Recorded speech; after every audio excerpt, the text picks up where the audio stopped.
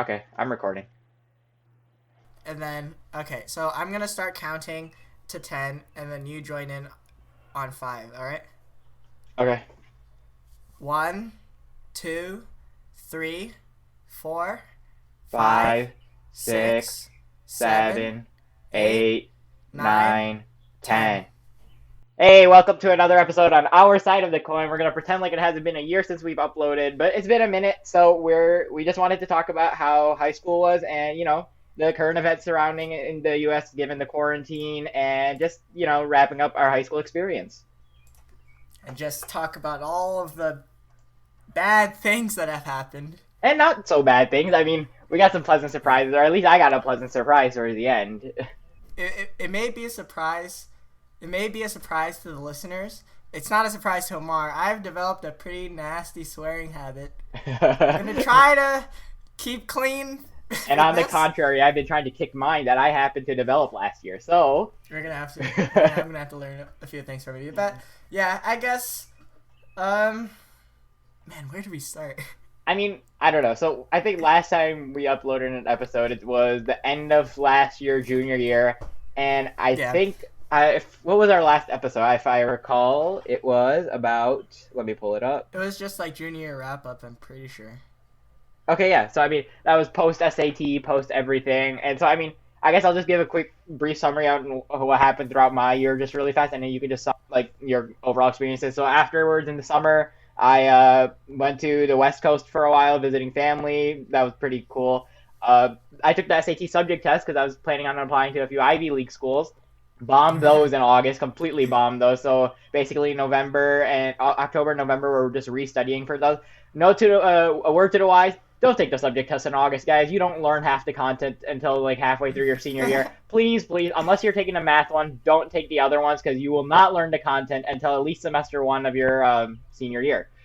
Anyway, so that happened. Applied to a bunch of colleges, got into a couple places, applied to all the few Ivy Leagues, got rejected from every single one, and now we're sitting in quarantine. Well, I guess. Sorry, did you just do all of senior year or just like the summer? I did the whole thing. Yeah. Okay. So my senior year, I mean, it started off pretty nice. I had a pretty relaxing summer. I did an internship at Tinker Tech. That was really fun. Shout outs to Tinker Tech, by the way, if anyone's interested in Ypsilanti. And then so I did that, and then senior year started, and so what I did in the summer.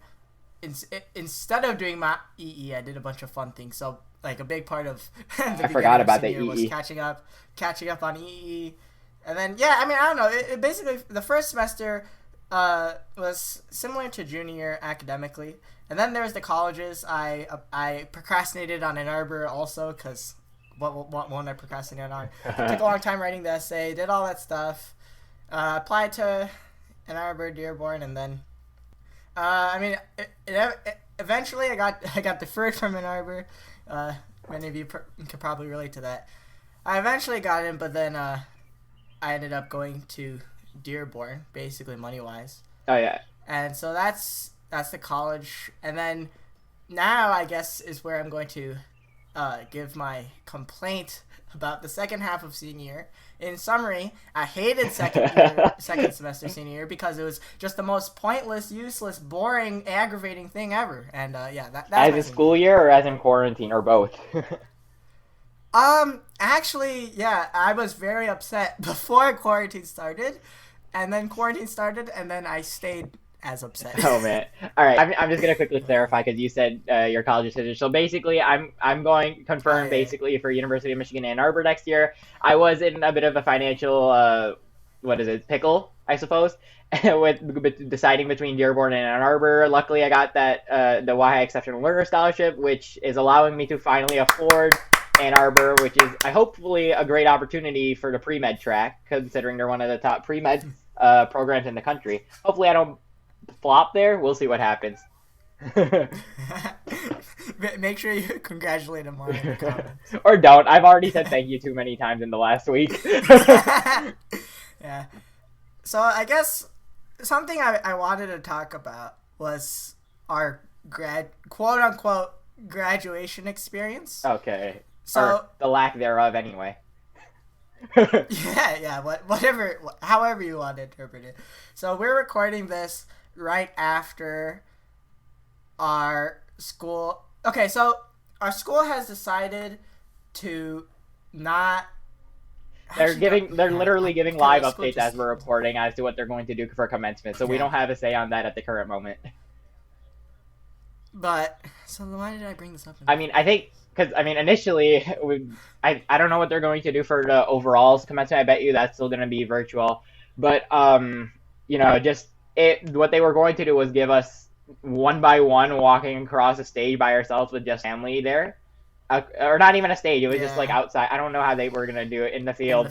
And that just kind of sucks, big time. Because I don't know. It just feels so inconclusive. And if there's anything that drives me crazy, it's the lack of, being able to conclude something, or that lack of, I don't even know how to phrase it, but just not having that feeling of conclusion, especially after the. Exactly, enclosure. Especially after those last 4 years, those were some of the craziest years of my life. Granted, I haven't been alive very long, but that still doesn't forsake the fact that it was wild. Just makes that statement more true. Yeah, exactly. It's a large proportion of our life, and even just thinking over in the overall K through 12 experience, right? We've been in this public school system for 13 years, if you include kindergarten, not counting preschool, and to wrap it all up, we're sitting here at home clapping over microphones for each other. And I know it's not in our control, and we really have a crappy situation outside given the virus, but I mean, it's not great to be a high school senior or a college senior right now. It's not fun. Man.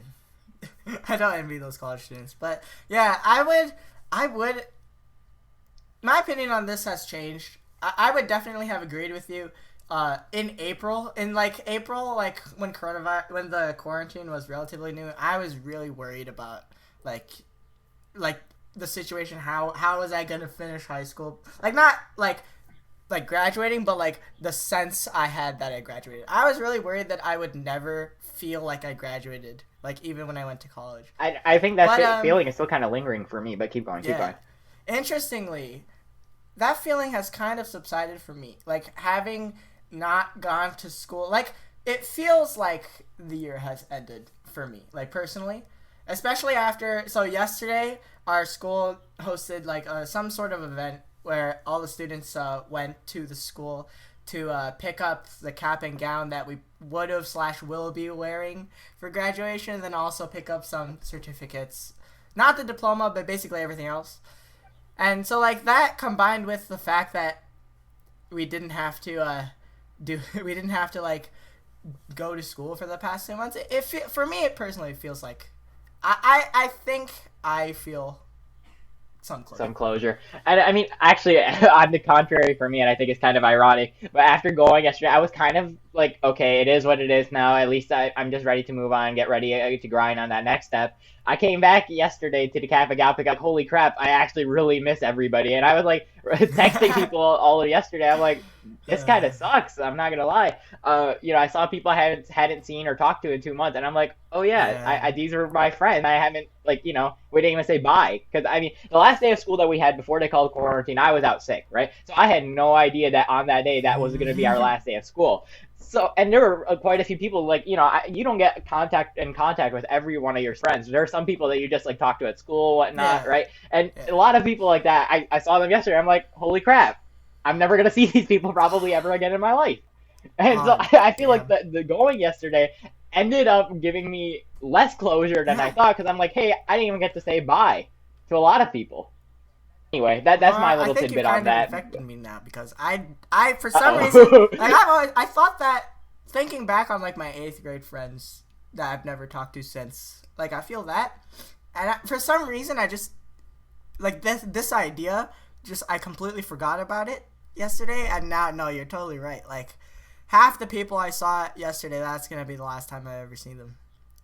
Yeah, man, and that's what I was thinking yesterday. And on that note of 8th grade, it's kind of funny, but so we get newsletters from our local areas, and I used to go to local schools before I went to WIHI, and so these guys just send out whatever seasonal newsletters, and there's a section on education. I have a ton of my friends just graduating, and it's been 4 years since I saw them or ever talked to them ever again, right? And I just thought that was interesting to see. And then now high school is kind of ending in a really crappy way, and there's a lot of people that it's gonna be like down the line. Even if I see them at Ann Arbor, it's gonna be like, holy crap, we never talk anymore or anything, right? Yeah, like there's that like point where at which like if you haven't talked to somebody for like 6 months, like a year, 2 years, then like the relationship changes. Yeah. If you can even call it a relationship after that point, you might as well call yourself less than acquaintances if you're not talking at that point, right? That's honestly like my thing that I'm the most upset about. It's not like the ceremony, the graduation ceremony. It's like the events. People. It's the people at the ceremony. It's the events at the school we would have done that last week of us being there. Exactly. We missed what? A shaving cream fight next day. We missed just having the last day of school to ourselves. We missed, I don't even know, the senior walkout, which might not have been that crazy, but like it was probably going to be the last time class would have been together in one bit setting. Just like having the moment like with everyone else. I think exactly. Like, and feeling that we were all really get.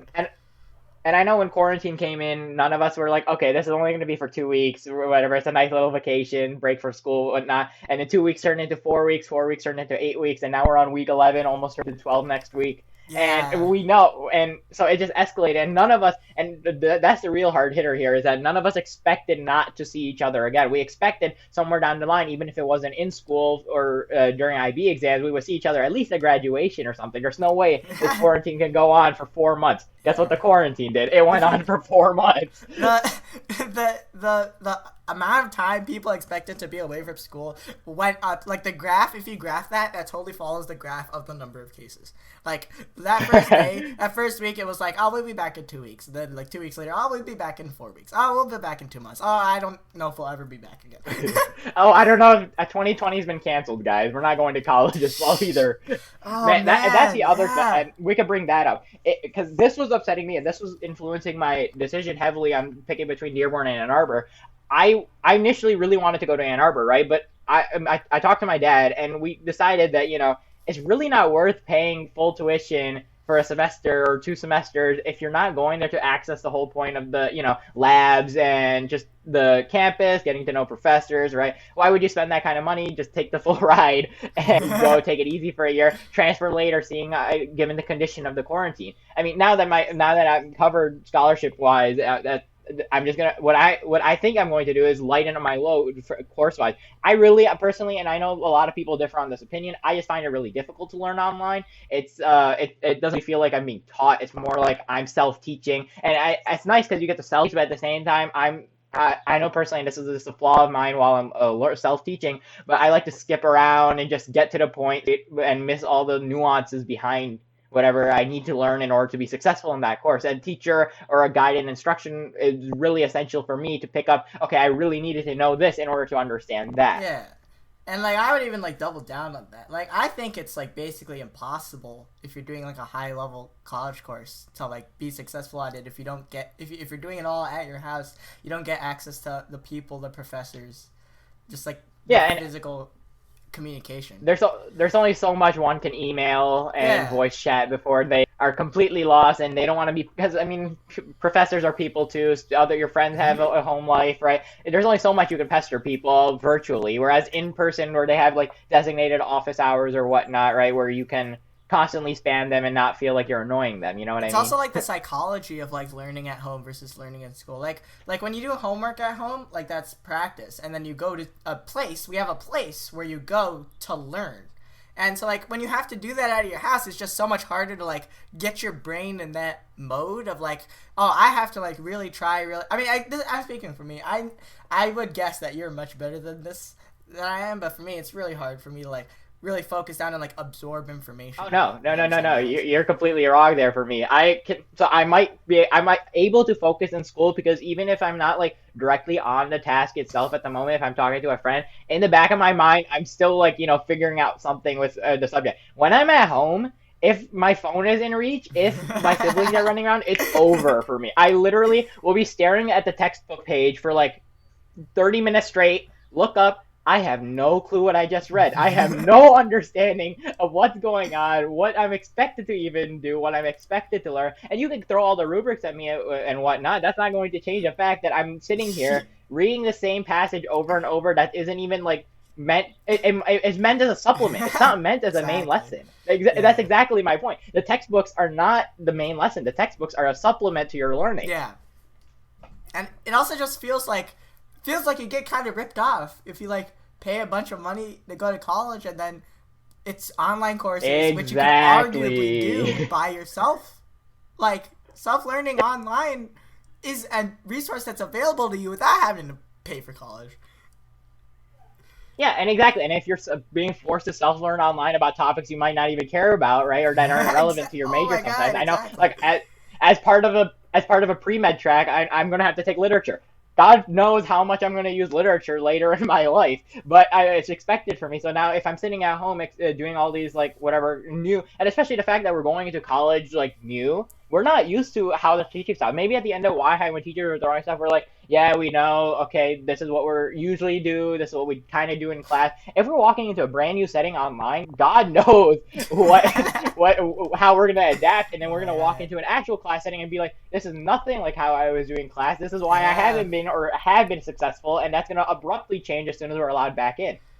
Yeah, that also depends on how long it is before we get back in. Like, if it's a semester, that first semester is going to be rough, but my prediction is that after that first semester, it'll just be back to normal if we go back. But if it's a year, I mean, like, what are the chances of it being a year off, like, the whole year? Don't question this virus, man. We thought, what are the chances it would be even a month? Right at the beginning, we thought, no way. And with everybody self-isolating, quarantining, why the heck is this thing still spreading? Well, everyone was self-isolating, self-quarantining. Now Michigan has the government opened up the stay-at-home order. Opened up everything. All other states have been open for a while. Yeah. Which, I mean, I guess, let me ask your opinion on that. Do you think we opened up too early? What do you think? So, I mean, near my house, we have a bar, and the nicest part about this quarantine is that for the last 4 months, 3 months, it's been quiet on Saturday and Sunday nights because people aren't screaming at 2 a.m. outside the bar. Okay, so, I mean, the fact that they're reopening bars is not appealing to me right now. I mean, there's so much bad going around, you got to do something to deal with it. Oh my God.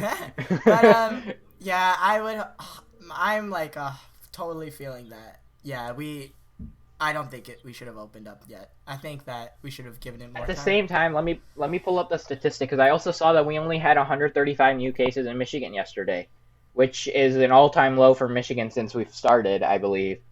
So I mean, at the same, let me see. We opened like at 4 p.m. yesterday, right? I'd be interested to see what the new cases today are, like tomorrow.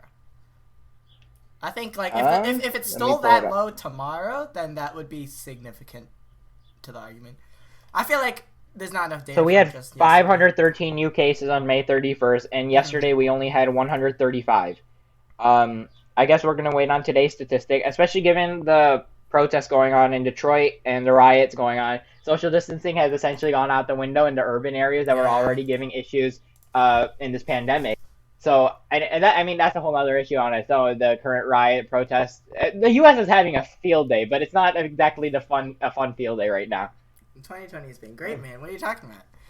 Well, yeah, we had, World War III almost started at the beginning, and then we had Rip Kobe, we had, what was February? February had something major as well. I forget what it was at the exact moment right now. Then this pandemic started in March, and now we're having riots in May, June. So, yeah, 2020 has not failed to throw global events at us, that's for sure. Don't forget the random chimp event. Can't forget the random the random chimp event. What's today's date? Okay, we are safe for now, but not forever. The chimps fooled us, is what happened. Oh man, did you hear about the chimps in India that were escaping? They were being tested on for coronavirus testing, and they just escaped the facility in India.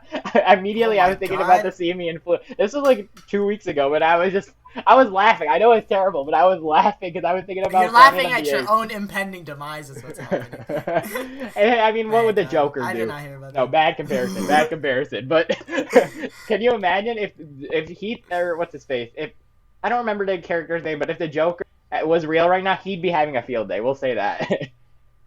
Does the Joker have a name? Arthur, I think his name was in the film. I don't know. I just watched a YouTube video comparing a couple of Oscars. Yeah. Oh yeah.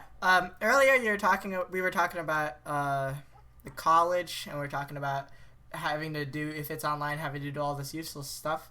Speaking of useless stuff, do you want to talk about the IB for a little bit? The IB test? Yeah, let's bring a little bit of a punch to this thing. First of all, where's my refund? Hello? Where is my goddamn refund? I spent $900 just to take 0 tests, and I'm probably gonna get half the credits that I would have otherwise. Thanks, IB. Yeah. We love you. We spent 2 years literally doing a curriculum solely focused on teaching us for an IB test, which we didn't take. Which we didn't take. And I know the College Board is being sued. Thank God somebody sued College Board over the AP exams, but nobody's holding the IB accountable because it's a glal thing. It's because they're offshore, man. They did that on purpose. It's like Amazon. Gosh darn it. Oh, man. But yeah, for real. The IB is Facebook, yes.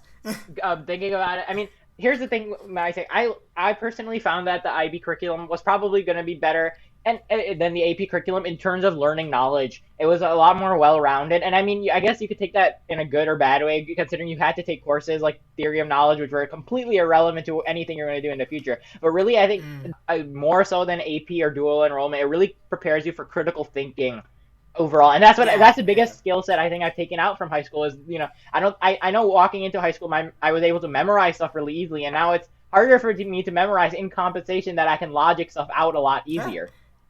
I mean, this podcast is just proof of that. Like, we've been recording for 20 minutes, and I don't think we've said anything that's not been critical. I mean, yeah, but like, and you know, I really like, and the other thing is, I guess, open-mindedness. I know this is more of a like social topic, I guess, being open-minded, but I think, you know, the way some of the curriculum was designed, you know, really thinking about not open-mindedness in the political sense, but open-mindedness in the sense that, hey, you know, there are multiple solutions to a lot of problems in the sciences, in the maths, in the humanities, and being open and, you know, combining your critical skills to figuring out what works, what doesn't. And even like, you know, and I'll give you the example of like math, right? You know, the great thing that the IB does is that it doesn't just force, like, how do I say that? It's not great because at the same time you have to show more work, but the fact that it nuances on that point that, you know, there are multiple ways to get this answer, and it's just about thinking about it. I guess you could say outside of the box, thinking outside the box just to get an answer. Like, you could not know, like, even if you didn't have a formula, you could potentially do a problem some way or another.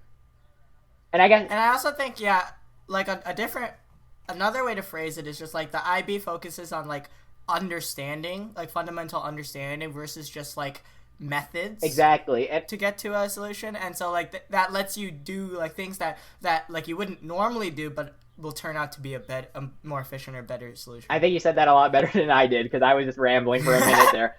But yeah, and so I mean, in the States, I don't know if we want to discuss the value of the IB, but if it's worth it in the States, I think if you're a higher achieving student or if you're a student who actually cares more about learning, I think the IB is probably the way you want to go. If you're more future oriented and you're looking towards, you know, hey, can I get more college credits? Hey, can I, you know, get done with the later parts of my life faster? Maybe take AP or dual enrollment. I mean, that'll be efficient at the end of the day. You won't be like horsing around with topics you don't care about as much. But I do think the IB will help you a lot more than either of those programs with, you know, life skills and critical thinking skills overall. Yeah. At the same time, you know, the IB did force things like CAS and I get the idea that you want us to be balanced, but I think balance is a self-learned trait. You can't really force somebody to be creative. And I know this podcast originated out of the idea of CAS because we were trying to knock out creativity hours. And so, whoops, that might be censored later. No, we're doing this because we love to talk and debate. But seriously, I mean, like, over the last couple of years, I've genuinely come to enjoy this. I know it was hard sometimes learning at first to hear my own voice and voicing, like, you know, saying different things, but it's been kind of fun, and I know we might continue this in the future, even though we don't pass hours out of it. But we plan. Yeah, at least for now, that's the plan, and we won't leave you guys hanging for a year like we did before. But I mean, yeah. Go ahead. If we're still friends by the time college starts, then we will continue. What do you mean if? Ouch, Matthew, that hurts. but yeah, anyway, in terms of worth, that's my take on the IB. I think it was good for developing, and I think I've said this 3 times. You know what? Go ahead. I keep repeating the same point over and over. What I will agree with you that the main benefit of the IB is more like it's more big picture mindset sort of stuff. My main problem with the IB is when you get down to the particulars of the curriculum and like the nitty-gritty stuff, because of the nature of the IB and like the US, like the IB isn't very compatible with the rest of the American education system. And yeah, I think that's right? a huge point right there. And I mean, I've been praising the IB, but there is a lot of things we can complain about right now. And I think let's get into the nitty-gritty of it. Like, so the worst place I've seen this is IB physics. Like, even our teacher, even our teacher, He's not dead, has Matthew. said that the IB physics course, like if you're gonna do physics in college, if you're gonna do like something that's gonna be related to that, where you're gonna have to do physics in college, IB physics doesn't have much value to you, because the way the course is structured, it's structured so that you can use it with any math, which means that they teach a physics course with no calculus. And which basically makes it like none of it transferable. I guess, and I mean, that goes back to our point of talking about like overall mindset, how you can get there different ways. But I think that was kind of ridiculous when I heard about it. I didn't take IB physics, I was IB chem and IB bio. But when I heard that you can't use calculus in physics, I mean, even like basic stuff, I know everybody learned calculus towards like 12th grade, even if you were in the advanced courses, just the way it was set up for us. And another complaint of mine, I'll get into the IB math stuff later. But you could teach basic calculus to even a 5th grader. I had the physics teacher explain this to me because he was also our science Olympiad coach. He said you could explain calculus at a 5th grade level fairly easily, and that's when kids are really wanting to learn about crazy concepts like infinity, stuff that you're not even, by the time you take it in high school, you're just taking it for granted. The concept of you can have an infinite anything, and that doesn't make sense to you like logically, but you just kind of accept it for what it is. A 5th grader or somebody of that like grade level is curious enough that they'll ask the questions that really prove the fundamentals of calculus, right? And so the fact that the IB didn't use calculus and physics really showed the inefficiency of the system at its finest, I think. And that's a prime example that even with all these benefits of critical thinking and stuff, sometimes you want to be more efficient and just get to the point of the matter. And and especially with like hard sciences and the like, where it's more solution oriented. I mean, it's great to know multiple ways to get to the solution, but at the same time, if you're teaching all these ways and you're not getting to the solution in the most efficient manner in a capitalist society, what use are you to, what value of you are to your business, to your future goals, right? If you're not being efficient. Politics aside, I think you did hit the nail on the head there. Like, the IB is all focused on like making like world citizens who can think critically and understand the world around them and have a good mindset. And I think it does a pretty good job at that. But like, at the end of the day, there still has to be teaching to be done. Like, at some point, you have to teach the knowledge. You have to transfer the knowledge from like the clouds. There's only so much you can use 8th grade algebra to teach physics, basically. Yeah. But enough about physics. I was using physics as an example, but I think a good question is, Ammar, would you say, okay, like as a prediction, do you think that the IB has prepared you for, the content-wise, has it prepared you for classes in college? Ooh, content-wise, I think in terms of the sciences, and in my aspect, I know you're going to have a very different opinion on this because you took physics, but in terms of bio and chemistry, we really did get into the nitty-gritty of a lot of content. I mean, after all, you can't reason out too much with biology. It's pretty much, okay, this does this and this does this, right? And I'm planning on doing a major in biochemistry because I think it's really cool on, applying those concepts into an applicable manner, and, you can actually do stuff with it, right? Instead of just learning about the Krebs cycle 3 times. Anyway, but I think content-wise, we may be more ahead than like AP courses. AP courses did knock out the same, a roughly equivalent amount of content than we did in 2 years in 1 year. But that's because we went way more into mechanisms and why things work than they did. I know if you ask an AP student who was good at like maybe got a 5 on the AP bio exam, they'll know about like the Krebs cycle and all its mechanisms, but IB students will take it that step further and be like, okay, in which scenario, what happens if this happens, what happens if this happens? So content-wise, I feel like in terms of the sciences that we're doing good. Math is where I have a main complaint about this, because for me, math, I feel like I mentioned it on the podcast before, but if I had gone to a public this year, I would have been finishing Calc 3 at a local college, because I took Algebra 2 in 8th grade and I took Geometry in 7th grade. So I would have walked into 9th grade doing pre-calc, AP Calc 10th, and I would have probably tested out a pre-calc or something at that time. But my point here is that because the IB curriculum, and I know it tried to do this in the math field by making it like my point is they made it a lot harder than it needed to be at points, and other points were way too easy. So with Math 3 and IB Math SL, it like I was bored in those classes. I was literally goofing off the entire class and still clutching, not even clutching, just getting high grades with low effort. And then by the time Math HL rolls around, and I don't mean that as a flex, I just mean genuinely that if for somebody who's proficient in mathematics, those courses are really easy because they're only focused on the content. I will say I learned so much in Math SL1. Like, I have never come away from a year and like have learned more music theory than I did from Math SL1. I'm sitting next to a friend, and I learned so much about like negative harmony like chord transitions. Like, man, it was great. Yeah, to prove my point. And then when we walked into, and I know you took Math HL 1 and 2 with me. And I mean, because we didn't even take the exams, it doesn't matter, right?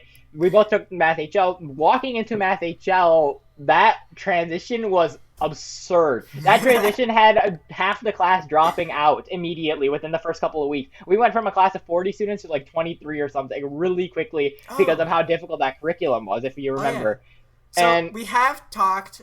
sorry to interrupt, but we have talked about Math HL, but we have not yet talked about Math HL 2 yet. So if you wanted to compare... I'm leading up to it. And I mean, maybe it was just the teaching style between the two teachers. I'm not going to mention any names, but like the teaching styles were vastly different, and I know both were very good teaching styles. Maybe the testing styles made the classes very difficult, because I did feel in HL2 it was a lot more test realistic, as if what we would see on the IB exam, whereas in HL1 I felt like I was doing the double AMCs or whatever, the AMC or MPCs, every single test, and there was only so much you could prepare for something like that. They're asking riddling questions every single time. I felt challenged in HL2, but like it was a good challenge. Like, there was a challenge that, hey, if I study enough, I'll understand the material for the test, and then I'll be able to do well on the test, and I'll also understand the mechanisms of why stuff works. HL1, I was studying for 6 to 8 hours and still getting D's on tests at times, right? It didn't matter sometimes how much you studied. It was just luck of the draw. Have you seen this kind of problem before or not? It's like solving a riddle. It's like, have you heard this riddle before or not? Yeah, exactly. And the solution was always something crazy, and you wouldn't. It was the most twisted thing. And so some people would get lucky and get it, and some people would be like clutching their heads 3 weeks after. Why the heck did we get that problem? Right? Many people cried. Cried. Exactly. And that was the kind of class it was. And I mean, I guess I know I don't want to keep bashing HL1. It really did teach me perseverance. I mean, so I did learn perseverance through that class and how to study like a crap ton. I wouldn't say it was efficient studying, but it was a lot of studying. But I do think the IB was extremely inefficient in how they set up their math. A lot of people were capable of learning a lot more in terms of math-wise, and I know a lot of people were in it for learning on how math works, but, you know, there wasn't really an option to, like, take, hey, you know, maybe I want to learn some Calc 2 or Calc 3, and I just want to learn how it works, not necessarily, you know, deconstruct proof of it and rebuild it entirely in a new manner sometimes, right? Like, and I like that how we did in HL2. I felt like HL2 could have easily, we could have easily adapted, if you had the prerequisite knowledge and Algebra 2, you could have taken HL2 in your summer year and done well, and it could have kept going and kept going. At least that's how I felt. I guess my point with this is that I feel like that it was really inefficient. We could have learned a lot more math content-wise than we did. Instead, we were very focused on the mechanisms of the math, and that didn't really help us at the end of the day, because in the U.S. system, and I'm sure in the other parts of the world it's super useful, but in the U.S. system, we're more focused on, hey, I'm giving you the problem. I don't care how you solve it. You better solve it, and I better have it to the right 100th place number, right? We're more about that. We're not so much about, hey, I'm just remembering problems where so this, we know the quadratic formula is this, but if we throw in an extra variable in there, how would it look like after, right? Who's going to use that later? And I know it's good to know that knowledge, but in terms of math, it's not super relevant to people who aren't pursuing a math major. Even if you're doing engineering, you want more calculus in your belt. You don't want to know, like, ax plus bx plus c, and then the derivative of d added in there somewhere just cause, right? It's like the thing about like theoretical understanding versus practical knowledge, and like a curriculum has to, like, that's one of the main like things that you have to consider when building a curriculum. Is like you need to have the right balance of theoretical knowledge versus like practical. Yeah, and I know like HO is geared more towards theoretical, but like really I do think that there should have been an option provided. And I know they're changing the IB curriculum for this. Our year was the last year with or next year is the last year with HL2 in its current state, because I know my younger brother is picking classes for math, and now they have two sorts of math courses you could take where one is yeah. applications and analysis and the other is more theory and whatnot. But I still probably take it a theory class just because it would have been, more nuanced. I'm guarantee the way the IB is going to set this up, and the IB doesn't really focus on teaching the terms of more content. They're more worried about the methodologies behind the content, which has its pros and cons, as I'm saying. But I still would have taken the theory class just because you probably would learn more in the theory class than you would in the applications and analysis class. The applications and analysis class is not going to teach you more than the theories class if you're not given the choice to advance on to Calculus 2 or Calculus 3 in high school. But yeah, so and then the humanities, I think the humanities were great. Honestly, you didn't have to study too much for them, so no complaint there. I personally enjoyed really learning about the history of the Middle East. I feel like it's not something we talk about very much in the West. We talk a lot more about European history and American history. I don't like how the MYP program taught American history in 10th grade. We didn't really learn about American history, so to speak. We learned more about what causes history. And I guess that's a good thing to learn, but I don't think it takes a whole 2 semesters to learn that history repeats itself. Yeah, I mean, history definitely was, like, one of my favorite classes. I really think the IB Criticism for History does a good job because, yeah, like, the IB offers, like, that's one of the things about the international aspect of it, like, the global mindset, is that in a lot of American, like, AP, I don't know about AP, but, like, a lot of, like, just the standard American history classes, you pretty much just stay in Europe and America, and, like, learning about, like, the Middle East history, and then, like, we did, in senior year, we did, like, world history of the protests, Africas, basically. and yeah. Yeah, and so, like, we basically did a world tour. We did, like, Ireland, Zimbabwe, India, South Africa, and we just learned all about, like, the independence movement. And that was really cool, comparing, different situations and how each one was handled to a similar outcome, or, somewhat similar outcome. It's not really something, like, you hear very often, and they did it, like, in a very direct way. Like, they didn't, like, lots of the time the IB will give you useless stuff, but this time they were very direct. It's like, here's what happened, here's why it happened, here are all the perspectives. And here's why it's important. And that's what I really liked about IB history, is that it wasn't like MYP histories where it was just, like, all about, like, just the ideas. It was more about, okay, this is what actually happened, and here's how it actually affected stuff, and here's why it happened, and here's, the effect it had in 100 years later down the road. Especially, like, I know the Middle East history was crazy because, we were talking about World War I and how the Ottoman Empire fell, and you're like, okay, makes sense. Zoom forward 50 years, and all of a sudden each country is at each other's throat, and you're like, holy crap, and this all happened because one guy... Because of this. Because one guy didn't honor his promise from Britain. Exactly. And I really found that interesting, right? And it really... And the other thing, a lot of history books in Europe really do cover up, those not so glamorous parts of history, and we like to hear about the American Revolution battles. We like to hear about the Crusades. We don't like to hear about how Britain betrayed the entire Ottoman Empire, leading to its collapse in 1920.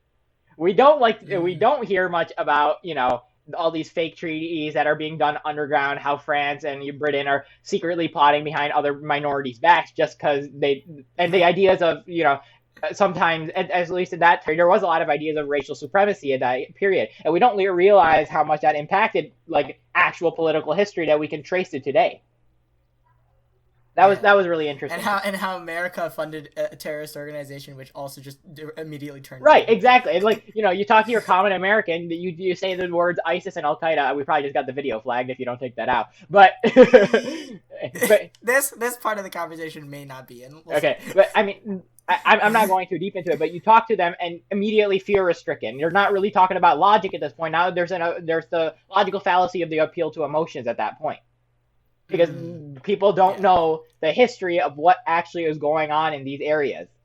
The history course managed to be, like, it managed to show all these different perspectives and, like, be really unique in that way, but it was also very, very objective. Yeah, and I really like that balance. That balance was amazing. Now, speaking of objective, let us talk about the absence of objectiveness, otherwise known as literature. Okay, so I have talked about literature before. I despise. So we know. I think we had a whole episode. One of our earlier episodes was about the worst class to pick. First or second. And honestly, I think the teachers might have made the literature course for me, because I walked in freshman year and I absolutely hated literature. Like, it was by far the worst class for me. I mean, maybe it was in competition with art at the time, I think, because I was just not good at art. Not because of the teachers were great. I just sucked at both subjects in general because it didn't make sense to me at first. Why Mm. are we like you could take anything out of a book and just make any point out of it, really? But I mean, Yeah. come the years through, and I think especially towards 12th grade, it became a little more nuanced as we began observing like actual literature, not Life of Pi, but more like Waiting for Godot and stuff that had like actual meaning that you actually had to take the time out to derive from. I mean, I don't think there's any metaphysical way you could read Waiting for Godot without dragging a meaning from it without analyzing it, so to speak. If you Yeah. read Waiting for Godot like a normal book, you will be crying afterwards with your head holding in your hands Literally because there is no describing point to the what story. happened after I finished watching the play version of it. Oh, we don't talk about the play version, but the book itself, right? And I think and I do like the fact that I can pull extra meanings out. I think the way, and just because it's literature and it wasn't super interesting, I've always loved reading, and that's just been a hobby of mine. I only started letting it go towards last year when I got way too busy and I couldn't do anything except breathe and read SAT, right? But I really did like literature, but I did not like at the beginning how we had to you could just take any meaning as long as you have one quote that you twist in any which way you want to justify your meaning. It didn't make sense to me, right? But I mean, come along the years, and I think once take that idea of there's not really a wrong answer to literature. Yeah, I'm never going to pursue a literature major in my life. I have cousins who have, and I mean, sure, it's cool, and I like to talk about like I know one of my cousins. She did a major in Canadian literature. She her master, or no, she just finished her master's. She graduated, but quarantine. But she did it in Canadian literature, and I was talking to her about in Cold Blood, right? And it was really cool to see it from two different perspectives. She was obviously much higher education level than I was, but we were still able to compare. Hey, this is what I thought about In Cold Blood, and it was really cool to see that I derived certain meanings and she derived certain other meanings from it. And while I don't think it has any super applicable uses straight up, I think it was interesting in a way. At least I wouldn't ever if I had the choice, I wouldn't take it. I would rather take IB physics or IB any sort of other science, but I don't think it was terrible in itself. I'm gonna let you talk because I think you have a very contrasting opinion to this. Like, honestly, like I would agree with what you said, like your sentiment, feeling about it. Like, I am interested in literature. I think like the problem I have is it's very it's pretty like, what is the word I'm looking for? Rudimentary. Okay, my dispute with literature is pretty shallow. It's that I feel like I am good at literature. I write an essay and then I get a C, and I'm like, and that's the problem. What? It's fully subjective, and I think that the main complaints with literature is that the grading can only be subjective. That's how it is set up, right? But I mean, in the real like that is the subject. The subject is like literature is so close to art. It's basically indistinguishable. Yeah, I mean, the only humanity that really isn't a humanity, I think, is history. The other humanities, arts, literature, and stuff, I mean, I don't know. I don't know why they group this stuff in college. I don't know why we have literature, science, and the arts in the same college when science is clearly, like, on a tier of its own. It's actually applicable. Well, it's basically like... Well, most universities have like a two-college system where it's like the College of Engineering and then all of the useless stuff you don't. But you need the sciences. For clarification, Matthew, you're going into the engineering school, right? And I'm going into the College of Literature, Science, and Arts at Ann Arbor. But I mean, that's because I'm planning on pursuing pre-med, right? So I mean, it's not really the applicable part of me. This is just a prerequisite I need to knock out in order to do what I actually do later. Whereas Matthew is actually going to use his education and training in a career setting. For the record, I did, like when I applied to Ann Arbor, I did it at LSA, computer science at LSA. I mean, computer science is different. That's a different topic for a different time, but I was going to say I found out the difference. That's for college. That's an in-college discussion. Yeah, we'll talk about that later. But yeah, I mean, do you have any other thoughts on literature? I don't know. I guess I just my ego is very hurt by it because like I just didn't understand what I was doing wrong and what I needed to do. Like most of the time when I turned in something, like okay, obviously there were times like some tests I just felt like okay, this is probably not going to be good. But lots of the times I would turn in stuff and I'm like, I'm probably going to get a 6 on this, a 7 on this, and it'd come back and it'd be like a 4. And I'm like I would read the comments and it would basically be like the one thing that infuriated me the most was like the analysis portion, like D3. I'd write my D3 and then the teacher would just write why ? Like Like what? And Like, I what do mean, you? I agree with you there because like at the beginning of freshman year, I really felt too. I'm like, what the heck am I doing wrong? I'm proving points. I'm using whatever quotations. I'm arguing a way through it, and there's such a fine line of balance, which I think this isn't only an IB thing. Maybe it's with AP Lit too, because I hear AP Literature does something similar, and I know college literature is definitely like this.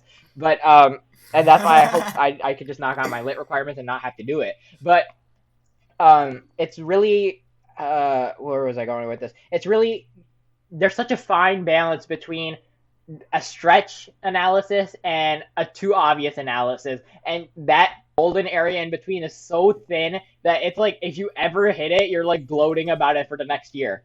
Basically, that's how it feels like with that fine area. And I don't know if it's not really. I mean, sure you can practice over and over again, but at the same time, and there's not really a good way to teach it in the IB curriculum. Like all we did, practice it, maybe, and practice will certainly help. But at a point, there's got to be some sort of fundamental concept that lies underneath. It's exactly like you said. It's like learning art, right? You can learn how to draw straight lines and anything for days, but if you can't put it all together at the end of the day, and art really, it's really hard to learn that in art without doing it by practice, right? And if you're not using it later, it really feels useless at times almost. But yeah, it feels very arbitrary and like it doesn't relate to. But anything. I think, yeah, and I mean, I kind of agree with you there. I mean, I know other people may use it. I don't know if I would go to college just to pursue a literature degree unless I'm becoming a literature teacher, right? I wouldn't walk into a corporate business with a lit degree unless, you know, I had to get a bachelor's of any sort, and that was just the first one that came to mind. I don't know if it's worth going to college just for that. You know what I mean? But yeah. At the same time, I guess, yeah, you're right. It's kind of arbitrary, and I see your point. I don't know if the IB curriculum can change it anyway. I'm sure there's probably a lot of improvement. I just can't think of any improvement off the top of my head. So, an argument that I've definitely heard from some other people, is the materials they decide to use, like the books they decide to pick, especially, was it junior? Which book?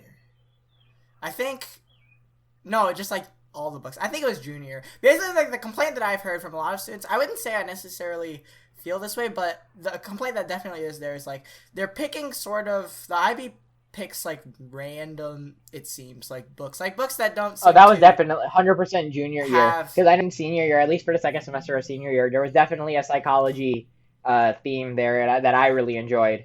But in terms of junior year, yeah, I think I can honestly share that complaint. I didn't really like this a lot. Like it was hit or miss with a lot of the books. I know we talked. I don't know if we talked about it on the podcast, but we've argued what books we liked, and like you liked The Color Purple better than In Cold Blood. I really liked In Cold Blood a lot better than The Color Purple. But I mean, I see your point there. It just felt so all over the place. There wasn't really a connecting theme other than we're just practicing to knock out this paper 1 and paper 2 after a point. For the record, it wasn't The Color Purple versus In Cold Blood. It was The Color Purple versus Medoc Alley. Nope, I was right. You were 100% I still like Medoc Alley better. Medoc Alley was really boring, and The Medoc Color Alley Purple was interesting. It was dramatic. Anyway, we're gonna keep going. If anybody's commenting. Anyway, but yeah, I think that's how I feel about literature. Am I missing something? I feel like I'm missing something in the curriculum. Let's talk about TOK for a second here.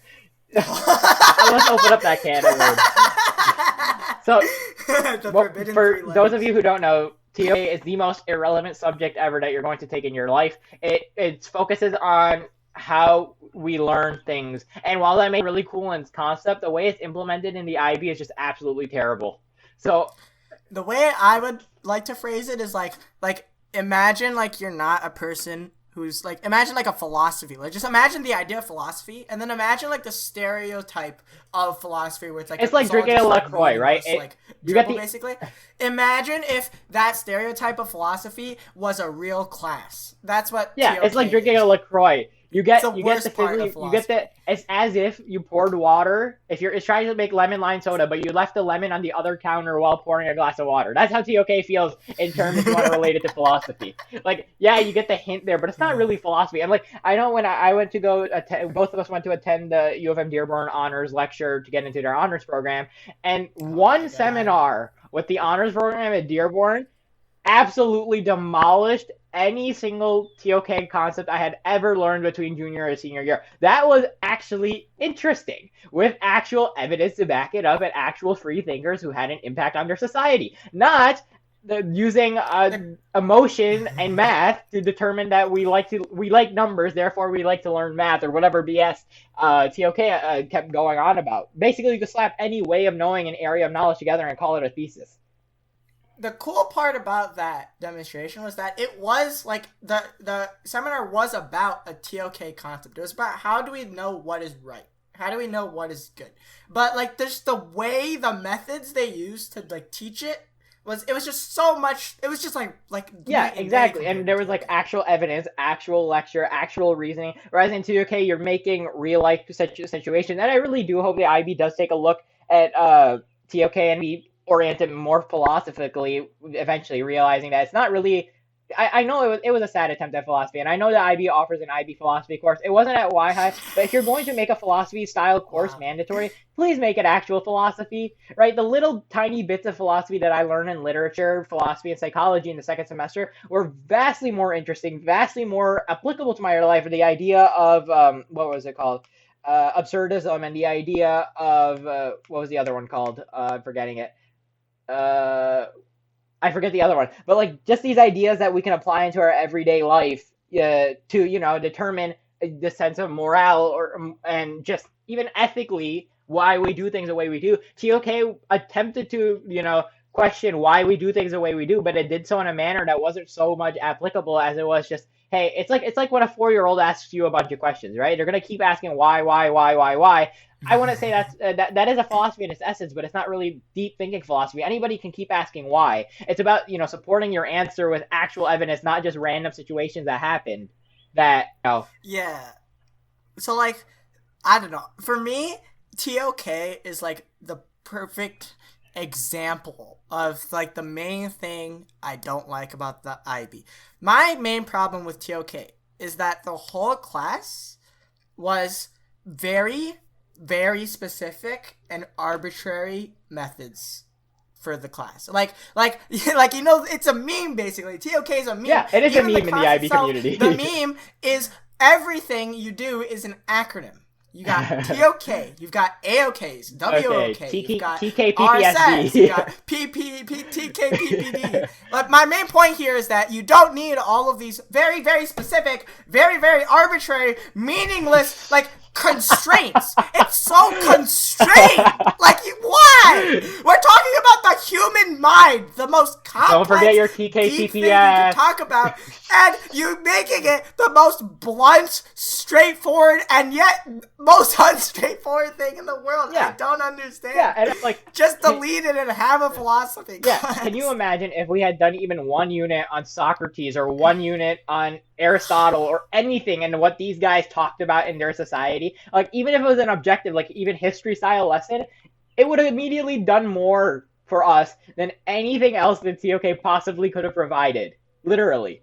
The idea that these Western philosophers anciently, or even if, and I feel like the IB is such a golden opportunity here, because philosophy is such a, I'm dead serious, because the philosophy is such an amazing thing that throughout the world, you can combine every aspect of life into a religion, way of life, culture, sciences, maths, arts, everything. And we could have really seen it from a perspective of Eastern versus Western philosophies, or Middle East and Southeast Asia versus the American modern philosophy. And they missed such a golden opportunity to really, and the IB did this so spectacularly in history. If they had only transferred it from history to philosophy for a mandatory TOK class, I guarantee you, even if people who don't like philosophy would still be kind of intrigued by what the heck the ideas that are being presented are. I want to call myself the philosopher. I like philosophy, but anybody, like, I know we have a few friends who just are like, philosophy is useless. They'll still listen to a lecture and think, this is really cool. I wouldn't do a major in it, but like, those ideas should be out there. If the IB was going to force it, was really inefficient, the TOK process, and not only was it inefficient, it was just completely useless and arbitrary, like you said. Yeah, I think you hit the nail on the head there. Like, they tried to build a philosophy course from the ground up, epically failed. Like, they epically failed. But they needed to do it. They needed to do what they did for history, and like, I mean, I'm not going to repeat what you said, but like, if they did, and now that I'm talking about like, we basically just solved it for them. We made their course for them. If anyone from the IB is listening, which I know they're not, please take this idea. Just do this. Everyone will literally.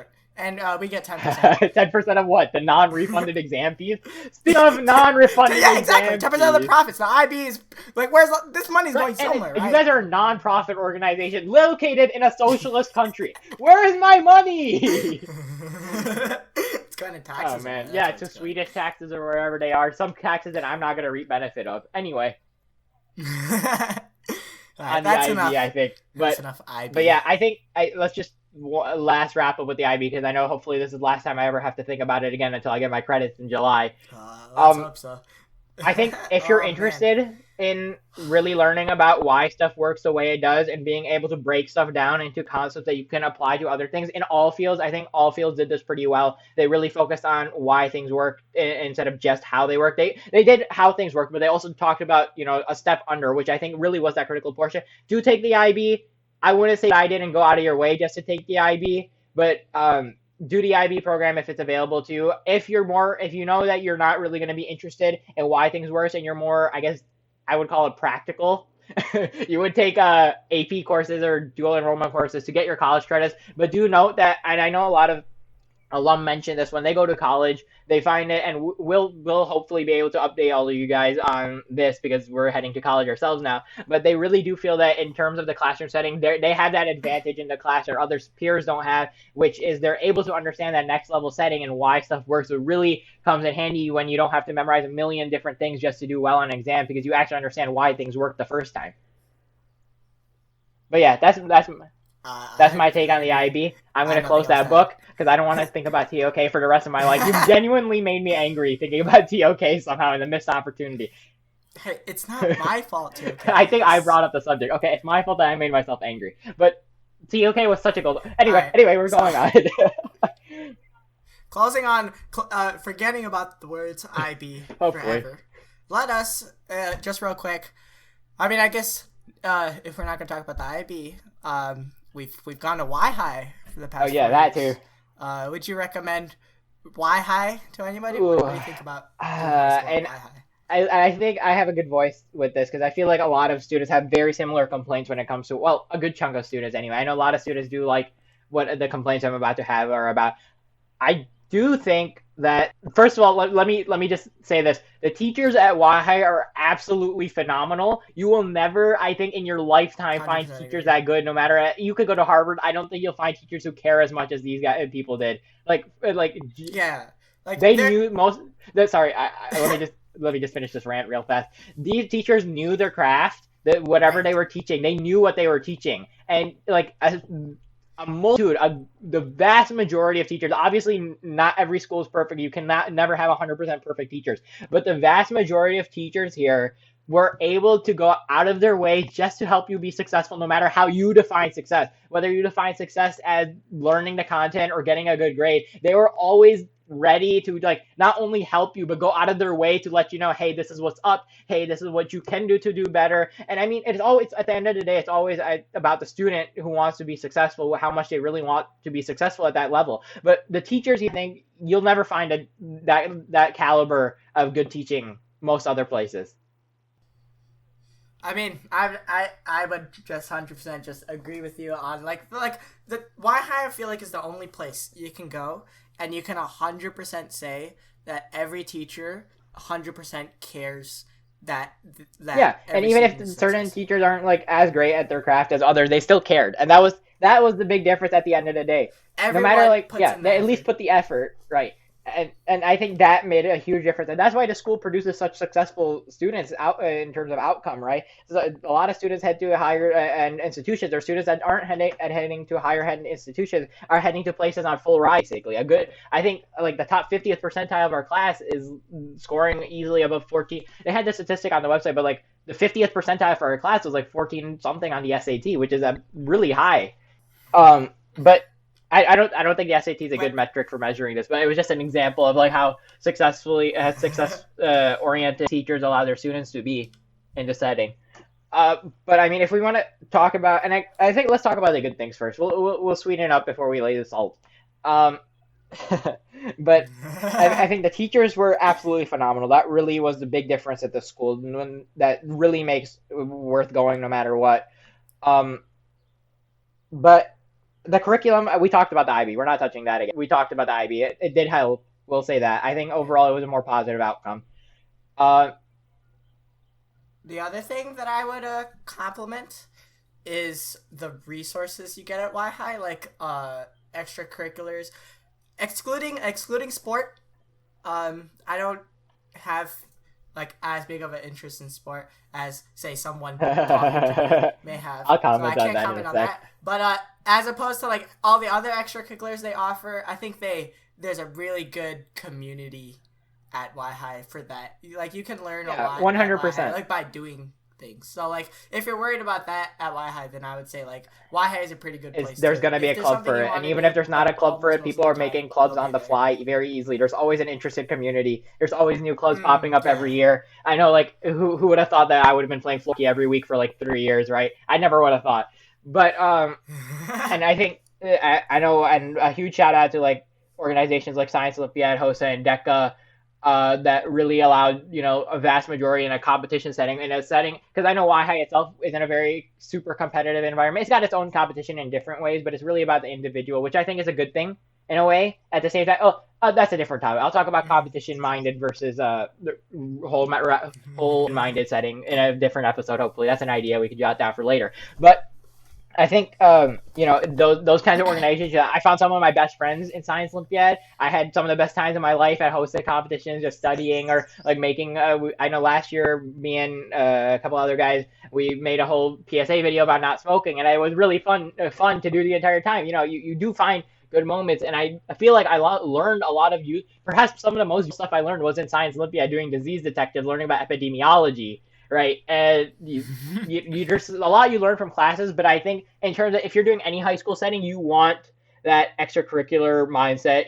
And I know a lot of people, their complaint is a lot of people feel like with the way college admissions work today, nowadays extracurriculars are almost a prerequisite to get into anywhere, basically.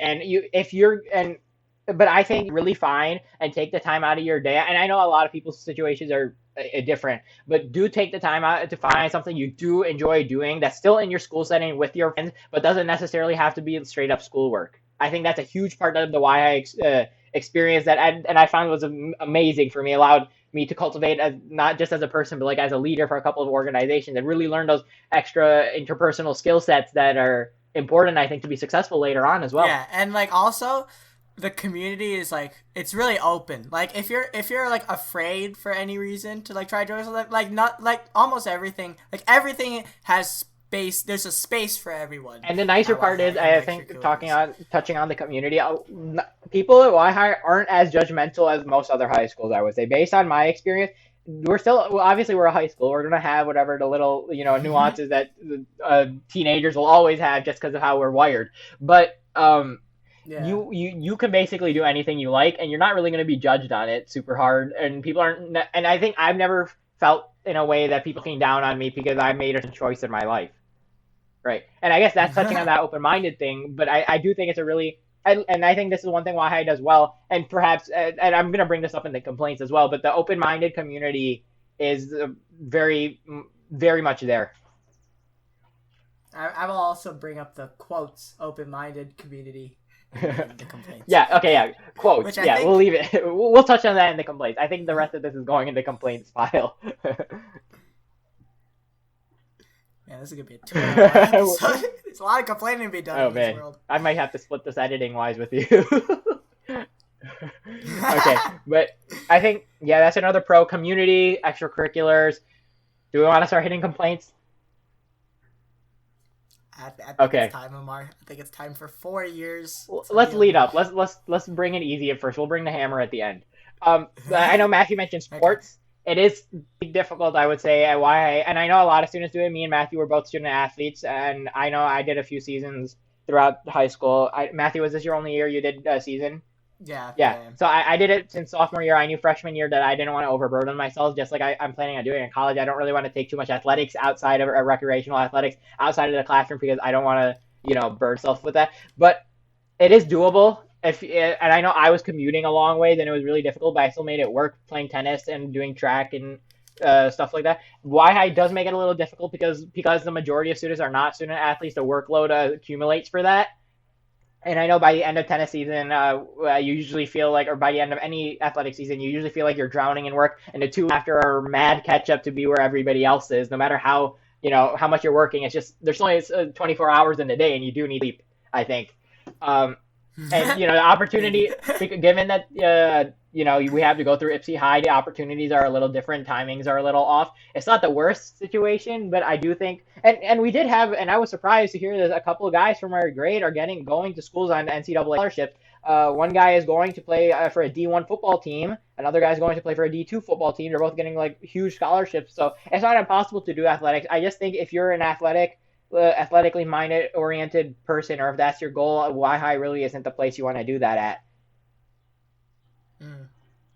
Yeah, I mean, it's just, the school has decided, I mean, I wouldn't even say they're necessarily wrong, but the school has decided to focus on academics and like more creative sort of extracurriculars as opposed to athletic. Yeah, and I think both are important. Obviously, I'm in my mindset and my lifestyle, academics are like way more important to me. But at the same time, healthy mind, healthy body, right? You gotta. Yeah, they're both very, very connected. Yeah, exactly. The triad. I know my dad told me this like a few years back, but you got to keep the three balanced: your mind, your body. If one is falling, then the rest are gonna take a dip too. But that's just my take on it. But yeah, so sports. Yeah. I mean, I guess that's a minor complaint for WIHI. Let me throw one your way. What do you think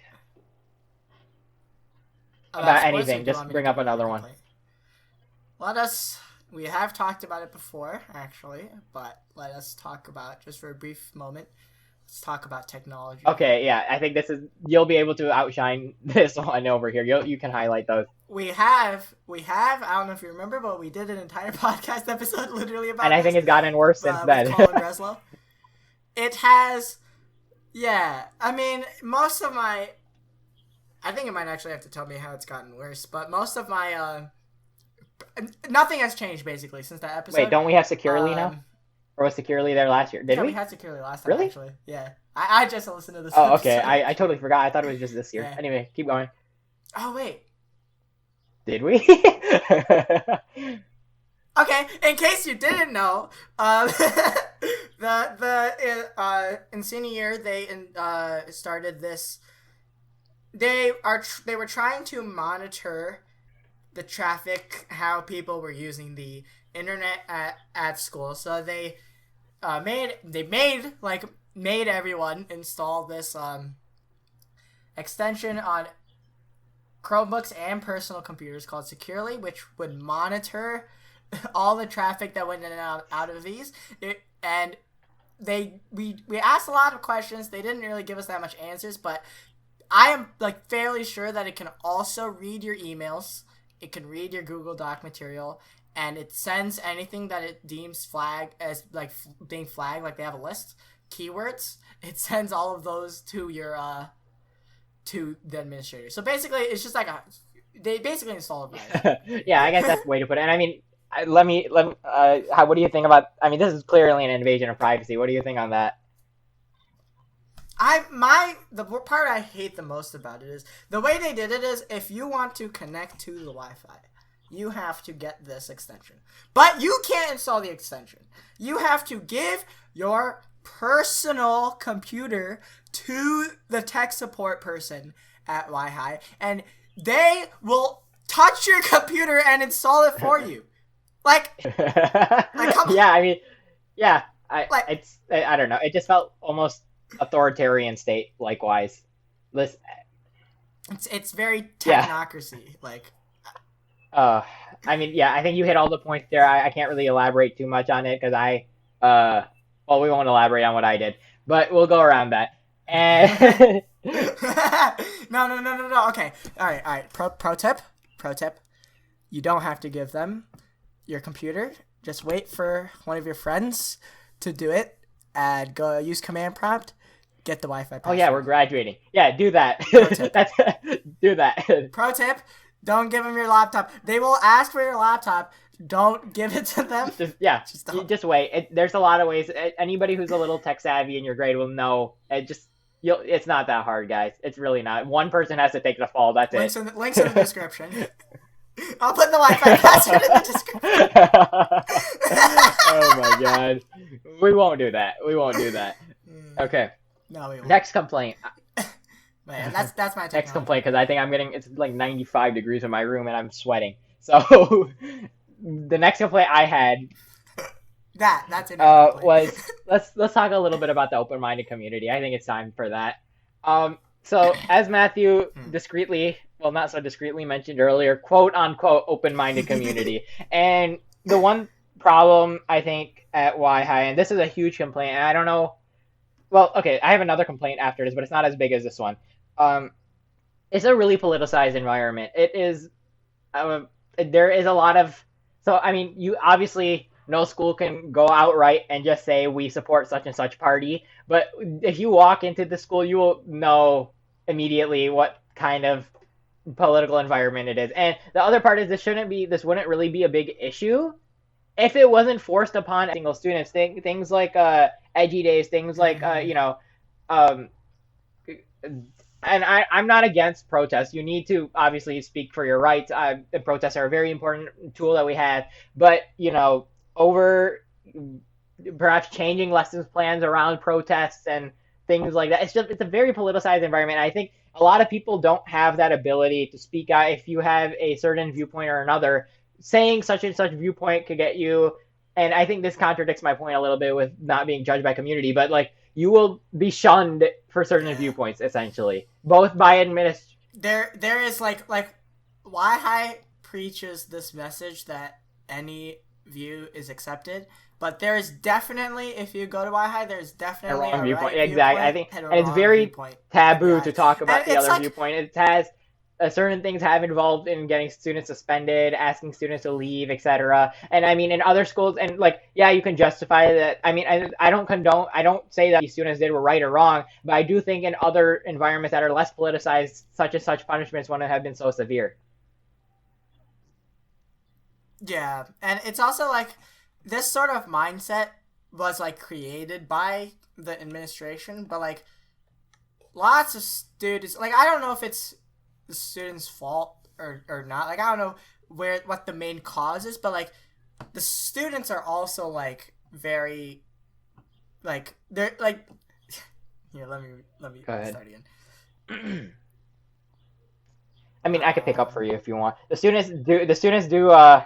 There is a little bit of a how do you say it? Mentality, not a mentality, but you will be judged for certain viewpoints in this sort of community. There is this exactly, and I think is the right way. There's 100%. And we talk about breaking those stigmas, but I mean, I get this is I don't know exactly how to say it. I am not giving my political opinion here at all. I'm not saying what they're doing is right or wrong. I do think, though, in general, politics and education should stay separate. Politics should not be interfering with lessons plans and, events that are going on at school. Students may host political events. I'm not saying that. That is the student's right. That is always your right to speech. That is your right to belief. But it should not be, enforced on all students, nor should it be in a manner that, if you have a different opinion, suddenly you're going to be shunned. I think the main problem is that like information in this world is like the most important and powerful thing, and politics relies on the ability for there to be objective, clear information of any kind. And when you use politics in the spreading of information, like when the politics comes first, basically. When the politics comes first before the information, then you have I agree with that. And I think if anybody from WIHI is listening, or staff or anybody is listening, one of the biggest things I would say for WIHI improvement is I know it's going to be very difficult given the current climate of WIHI, but if there is a almost depoliticization between education and politics in that area, I'm going to repeat it a few times. I'm not saying what their ideas are right or wrong necessarily. I'm saying that politics and schools shouldn't go together. An idea of justice is your belief. It is not everybody's belief, so to speak.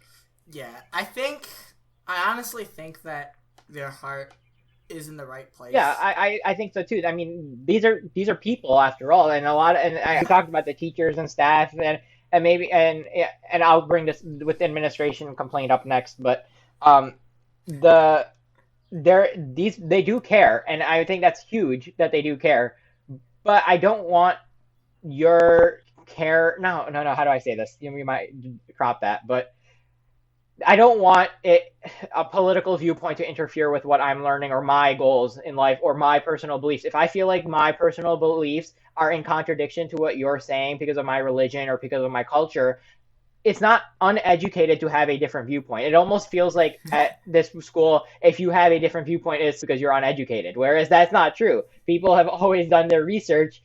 Like, people know what they believe. And I believe, like you said, information is such a huge part of the political spectrum. Politics relies on these objective things. But there are so many things in politics that just rely on what you as an individual think is right. What do you, as a part of whatever your belief system is, even if it's not religion. Like for me, it's probably my religion, I would say, dictates a lot of my belief system and political system. But for most people, it's everybody has their own circumstances, and it's important to have the conversation that there's not only one viewpoint. That's correct. Yeah. I think like WIHI has a pretty good manifesto in that they're trying to create an environment where they're trying to be like the open-minded mindset, I think, is a really good ideal that WIHI does not live up to. Yeah. And I know they attempt to create discussion. A very important person said the words which I think encapsulates my problem with it in a speech given to the whole I think everyone at WIHI. The words were, WIHI is, we are an open-minded community, and if you do not support these beliefs, then this is not the place for you. And like, that encapsulates it. That's perfect. That's exactly the problem. My problem with WIHI. I think we'll leave it at that, because I think that encapsulates the entire thing exactly what my sentiments on that idea are. I mean, WIHI is a great place. Please, this is like one of the main issues in the area that cause so much rifts among the student body, and it feels like voices are being suppressed. And I know they do try to create these discussion environments, but people know that these discussion environments aren't discussion environments in the sense that you can voice different opinions more so than they are to share the similar experiences almost. They're not discussion environments, they're echo chambers. Yeah, I think I'll get at that, but I think that's our sentiments on this. And finally, I think my last complaint here, and I mean, it's not a huge thing. I mean, it's kind of big. I do think that communication between administration and students was lacking for the longest time. I know, like, we had, towards senior year, they did reach out, administration reached out a lot more to the student body and the like, but in our freshman and sophomore years, I know a lot of people did get along with administration very well, but a lot of students did feel as if there was a rift between the ideals that the administration was pushing versus what they want to see happen and change. And I know when we had meetings with administration this year, and once you get to higher level courses where your administrators who are also teaching classes, administrators are more commonly found in upper level classes. By then, it feels like it's a little like too late. And the other thing with WIHI, because we have so many high achieving students, a lot of good things that happen in the school are kind of passed up on by, or like honorable students are not really so much always noticed, so to speak, if they're doing the right things just because of the way it's set up. And obviously I get it. You can't know every student. But at the same time, I feel like there should at least be more of an attempt made to know a good majority of students. And I know a lot of students don't want to like anything with the administration, but I know a lot of students also do, right? But I think it's the administration's job to go out there, and if they're seeking improvement, they need to be the ones going out there stepping up, not the students have to be chasing administration email after email after email just to go to a roundabout loop to end up where they did. And so I thought a thing related to that, which I've definitely seen, a couple people I've known, you sort of just get like almost like ostracized by the administration, as in like it's more of a behavior sort of thing, but for like a couple cases, but like I've always seen it. It's just like the school just assumes you're not trying. Yeah, and then just like leaves you out to dry. Which I honestly and I think this is more of an happens, but it's definitely something. Exactly. And I think, sorry to interrupt, but this is much more like an administration side issue. I don't think teachers aren't like that, but it's much more. Yeah. This is definitely not teachers are amazing. They don't really have these issues. It's mainly problems with administration, I would think. Yeah. But yeah, I guess that's my complaint on that. There's a rift between student body and administration, and constant legislation being passed from administration onto student bodies with only either A, select student voices being heard, or B, not enough student voices being heard. Because when the legislations are passed down, a very large majority of classes either disagree or have some sort of problem with these rulings or such coming in. And also on a much more micro level with the communication, like for like just like really nitty-gritty stuff, like I think they did a pretty good job senior year for like all the graduation stuff, but junior year with all like the IB, IAs, EEs, like all of the mechanics and systems, I don't think that system was explained. It just felt like we were hearing and going almost. Like you heard it, okay, let me go, and the deadlines were sometimes muddled, different people saying different deadlines, and all of a sudden you're just in a whirlwind of dates and just that weren't like pre-laid out beforehand. I know senior year they kind of fixed that a lot better, and we got our IB exam scheduled like 4 or 5 months in advance. I just wish that they had done something similar for the IAs and EEs. Okay, during this month period, these subjects are going to probably do their IAs. During this these months, you're probably going to finish your EE. This is the expected. Like we should have gotten the EE due date, I think, a year before it was due, considering it was a 2-year project. But yeah. But yeah, that's my complaint. Just more communication and a more variety, not just the same voices being heard over and over, please. I know administration might be comfortable with hearing similar voices, but at the end of the day, sometimes it just ends up as an echo chamber. But yeah, I think overall, it was a great experience. I can't, and especially, I got a nice, pleasant surprise at the end out of it. So I'm pretty happy with how it ended. I can't say I was happy through the process, but I was definitely happy with the conclusion, except for the fact that graduation is still weird. Yeah. My sentiment coming out of WIHI, I would say high school at WIHI was definitely a worthwhile experience for me. I learned a lot academically. I learned a lot personally. I learned a lot about the world. Yeah, I think big thing. As a person. So I would definitely say I grew big time as a person, because I'm very much glad. I'm glad that I'm not my middle school self anymore. we'll leave it at that. But I do think WIHI, and I know a lot of schoolers from any high school can kind of say something, but I do think WIHI had that little extra tidbit where it really pushed you to explore personal interests and really know yourself more so than you would at a normal high school as a person of who you are, what you're interested in pursuing later. But yeah, I think that's it. That's all I've got. And if you have any other last thoughts, otherwise I can just wrap it up, Russ. Yeah, you can go ahead and lead us up. All right, well, thanks for listening. I know it's been a while since we posted. We're probably going to start posting on the monthly just to keep you guys in touch. And with that, I'm Ammar. And I'm Matthew. And this is our side of the coin. God, that was the worst thing ever. Alright, I'm pressing stop.